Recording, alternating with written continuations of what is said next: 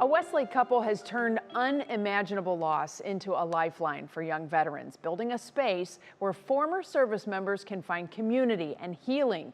We do want to warn you, this story references suicide. Lindsay Buckingham has more. Behind their Westlake business, Lee and Angie Franciscus are building something from heartbreak. There'll be couches, there'll be gaming stuff, different things that they enjoy to do, and then they can do it together instead of sitting alone at home. A spot to take care of themselves. We feel like we could expand and have a small gym because the newer vets are really into working out. A safe place to share what many of us will never understand. A gathering room to have other veterans come in and talk about their experiences and what they've been through. It's called Dillon's Place, named after their son. He was a mission kid. Whatever he set his mind to, he did. Like football. A linebacker. And state champion for St. Ed's. He was tough. Yet gentle off the field, a guardian to anyone who needed him. Any field trip that we would go on, he would always be pushing Alex. Loyalty that carved his path as an American hero. In 5th grade, he told us he was going to be a Marine. My dad served, he was Air Force, I was Army. Dillon wanted to pay that back. After high school, he did. It was just something he wanted to do. He loved this country, wanted to be a part of something that, meant something to him. Bigger than himself. In 2021, Dillon deployed to Afghanistan during the Operation Allies Refuge mission. They saved a bunch of people. It was tough.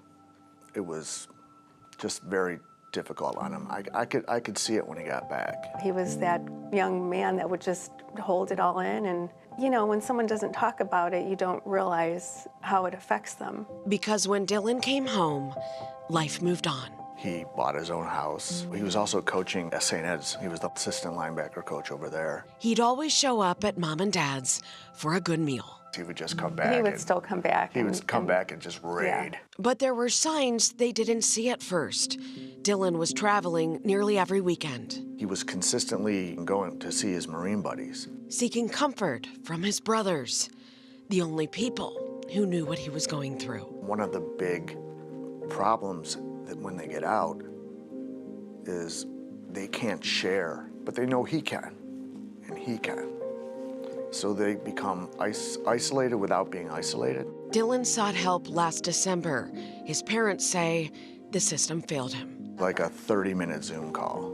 I said, how'd it go? He goes, I don't know.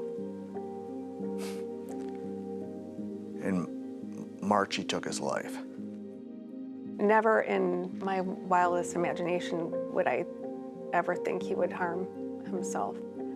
What was it, 3 days later that we got mail? Via your Zoom call, we don't find any PTSD. Far too many families know their pain. We started researching. 22 newly released vets take their lives on a daily. Like, how can this be? So if you can imagine this space, doubled. A harsh reality they're aiming to change. You don't want anybody to feel this. No.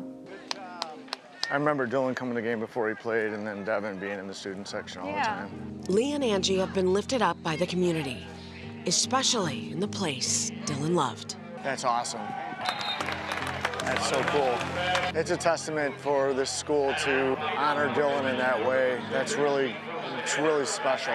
Their commitment to save lives has already begun. A simple phone call, a job offer, little things that we can do that help these young men and women out of a dark spot. We are trying to envision what that new thing will be. They're building something here for their son. I want them to know they're not alone out there.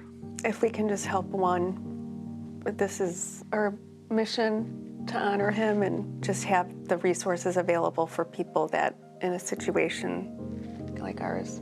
At Dillon's Place, his light carries on. In the work, in the healing, and in the hope every veteran will find here. This Sunday, the first annual Dillon's Place Walk will be held at 9 a.m. in Westlake. All proceeds support Dillon's Place, which they hope to open in 2026. If you or someone you know is struggling, help is available 24/7. Call or text the Suicide and Crisis Lifeline at 988. Oh my goodness, Lindsay.